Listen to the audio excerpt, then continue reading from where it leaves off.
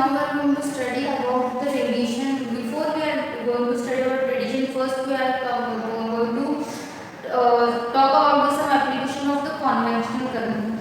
In previous video part 2 we have already read about the convection, what is convection and what are the land bridge and sea bridge. Now we will first see the examples of conventional currents. First, the ventilator and the exhaust fan are placed usually near the ceiling of a room because the air we breathe out is warmer and lighter, so it goes out through the ventilator. This causes a drop in the pressure in the room. Thus, more fresh air enters the room through the windows and the door.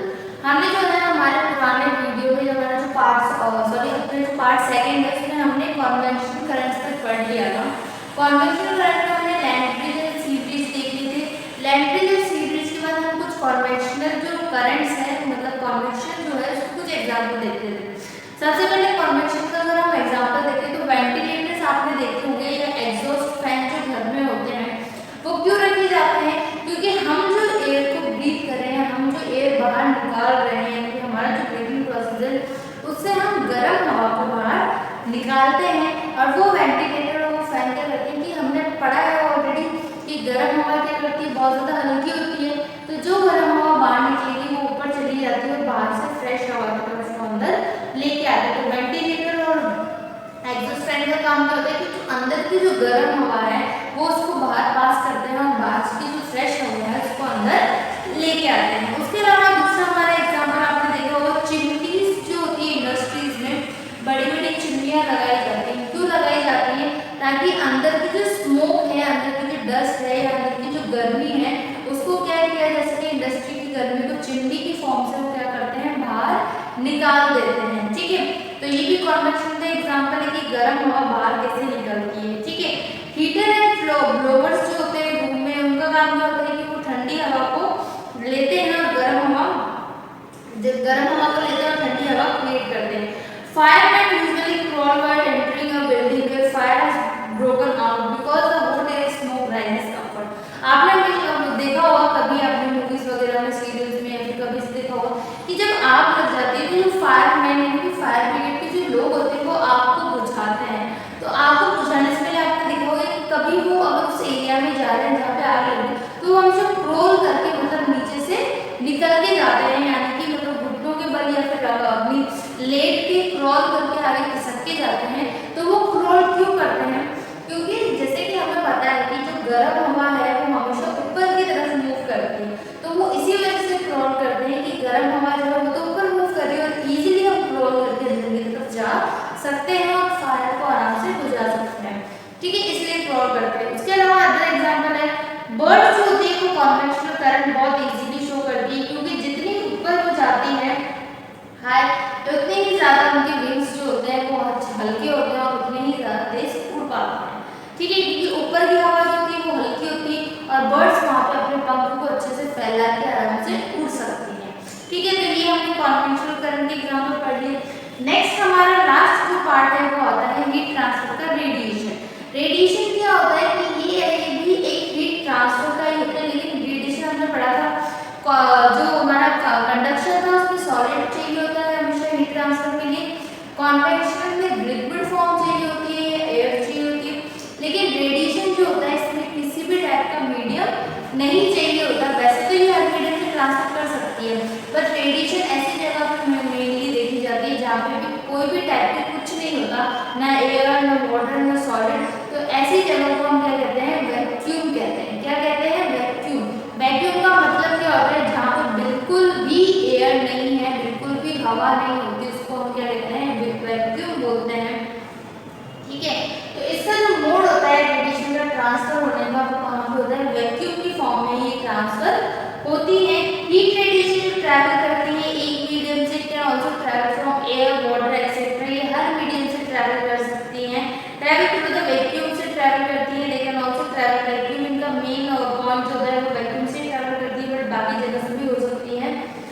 अगर हम radiation की definition देखें, transfer of heat energy from to hot body to a cold body directly, it is called as radiation।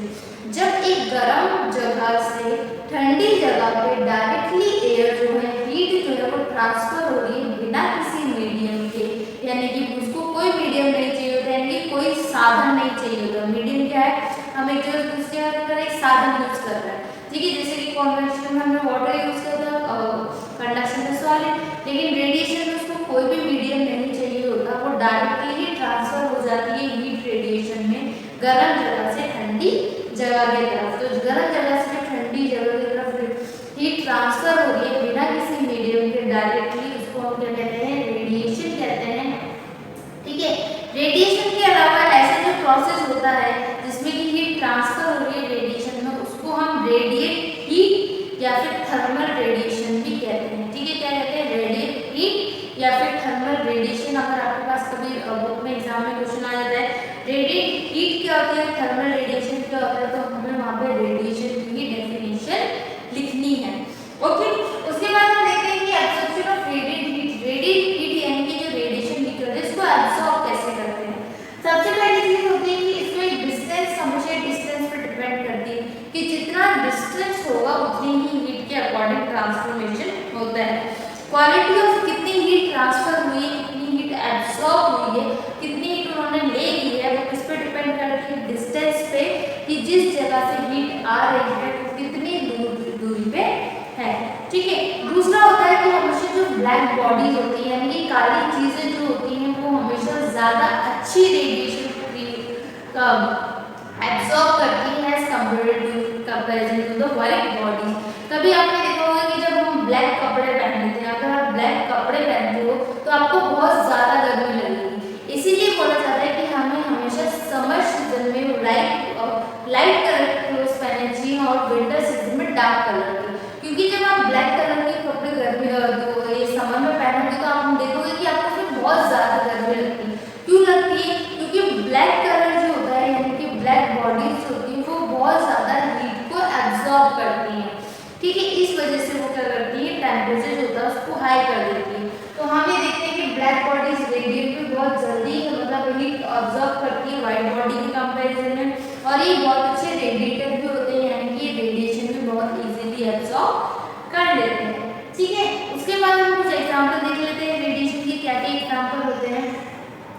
White और light cloth का हमने देखा होगा कि हमें ये प्रेफर किया जाता है कि समर में हमें, जिसमें मैंने बताया समर में हमें हमेशा हल्के कलर के कपड़े पहनने चाहिए, क्योंकि हल्के कलर के कपड़े जो होते हैं वो हीट यानी कि जो सन से जो रेडिएशन आती है उसको इतनी इजीली एब्सॉर्ब नहीं करते और हमारे बॉडी टेम्परेचर को नॉर्मल रखते हैं गर्मी के टाइम में।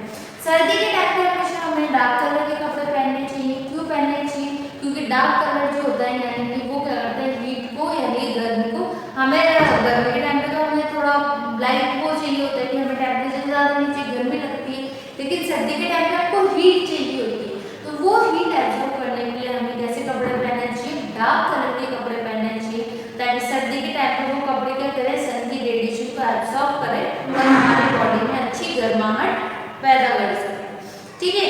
रेडिएटर्स होते हैं कार और एयर कंडीशनर में, जिनको ब्लैक पेंट किया होता है, इसी वजह से किया होता है कि वो जो हीट जो होती है उसको इजीली कूलिंग रिड्यूस कर सके, बाहर की हीट जो है उसको एब्जॉर्ब करके अंदर ज्यादा कूल कर सके, ठीक है। इसके बाद हमारा आता है थर्मोफ्लास्क। थर्मोफ्लास्क आपने देखा होगा कि हम आप लोग बहुत सारी बॉटल्स यूज करते हैं हम, ठीक है, और घर पे हम बहुत सारे फ्लास्क भी यूज करते हैं थर्मो के, जिसमें क्या होता है कि ठंडा पानी ठंडा ही रहता है और गर्म पानी गर्म ही रहता है। जैसे मिल्टन वगैरह की बहुत सारी कंपनीज के आते हैं थर्मोफ्लास्क, इनमें क्या होता है एक्चुअली थर्मोफ्लास्क में कि इनमें गर्म पानी गर्म और ठंडा पानी ठंडा ही क्यों रहता है, क्योंकि सबसे पहली चीज तो ये होती है कि डबल लेयर बने होते हैं। कभी आपने देखा होगा तो इसमें डबल लेयर की वो कवरिंग होती है कि बाहर से ये स्टील फॉर्म में होता है या फिर किसी भी फॉर्म में होगा, प्लास्टिक में भी होगा, तो अंदर जो उसके अंदर होता है वो हमेशा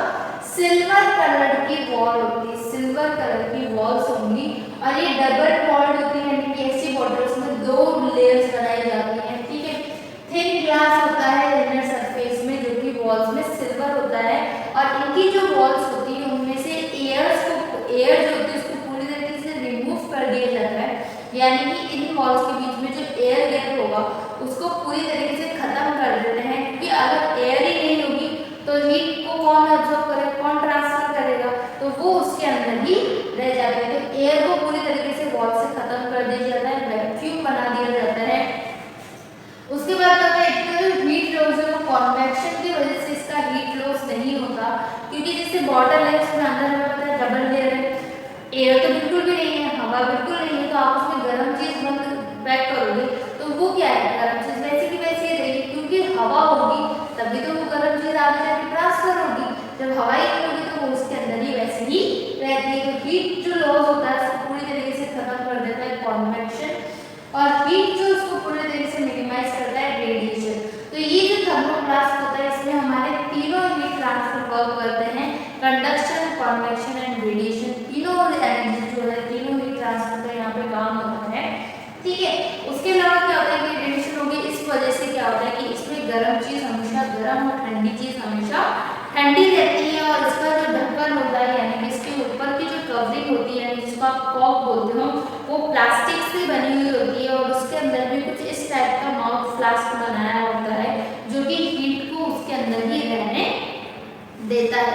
यानी कि इसका जो जार का जो ढक्कन हो वो आप देखोगे कि उसमें इस तरीके के हाईली रिएक्टिव सरफेस से बनाया जाता है कि अगर बाई चांस को एयर उसमें से भाप बन के बाहर भी आए तो वो ढक्कन उसको अंदर ही रहने देता है। तो इस तरीके से हमारा जो ये फ्लास्क, वो ग्लास बॉटल्स होती है, फ्लास्क जो है थर्मल फ्लास्क वर्क करता है, इसमें गर्म का गर्म और ठंडे का ठंडा रहता है। Heat loss due to conduction is prevented, इसमें जो कंडक्शन की वजह से जो हीट लॉस होगी उसको कौन कौन प्रिवेंट करता है।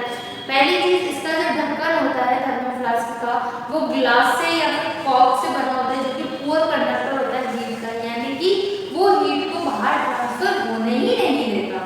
ठीक है, दूसरी चीज कंडक्शन इसमें नहीं होती, कंडक्शन वहाँ पे नहीं होती जहाँ पे वैक्यूम होता है। हमें पता है इसकी दीवारों से, मतलब इसकी बॉटल की जो वॉल्स है उसमें से पूरी तरीके से एयर जो है पूरी तरीके से रिमूव कर दी गई है, तो वैक्यूम है। और कंडक्शन के लिए हमें क्या चाहिए होता है, सॉलिड चीज चाहिए होती है, तो इसलिए यहाँ पे किसी भी टाइप का कंडक्शन भी नहीं होता। ठीक है, तो इसके साथ ही हमारा जो चैप्टर नंबर 4 है हीट एंड टेम्परेचर वो यहाँ पे खत्म होता है। आप लोगों का वर्क है कि आपको ये चैप्टर रीड करना है, और ये जो डायग्राम है यानी कि आपको 2 डायग्राम आपकी नोटबुक में बनाने हैं। एक तो आपके पेज नंबर 46 पे वैक्यूम ऑफ डेवार्ट फ्लास्क का जो डायग्राम दे रखा है, ये वाला डायग्राम, ये आपको आपकी नोटबुक में बनाना है प्रॉपर तरीके से, और इसकी पूरी लेबलिंग करनी है, जो भी बुक में दे रखा है पूरी लेबलिंग करनी है। दूसरी चीज आपको बनाना है, आपने जो हम लोगों ने थर्मोमीटर के बारे में पढ़ा था, ठीक है, तो आपको जो मरकरी थर्मोमीटर है यानी कि थर्मोमीटर का जो डायग्राम दे रखा है यहाँ पे पेज नंबर 39 पे डायग्राम दे रखा है ये वाला, ठीक है, मरकरी थर्मोमीटर का वो डायग्राम भी आपको अपनी नोटबुक में बनाना है। ठीक है, तो आपको 2 डायग्राम बनाना है, एक तो मरकरी थर्मोमीटर का और एक फ्लास्क का। ठीक है, तो ये दोनों डायग्राम आपको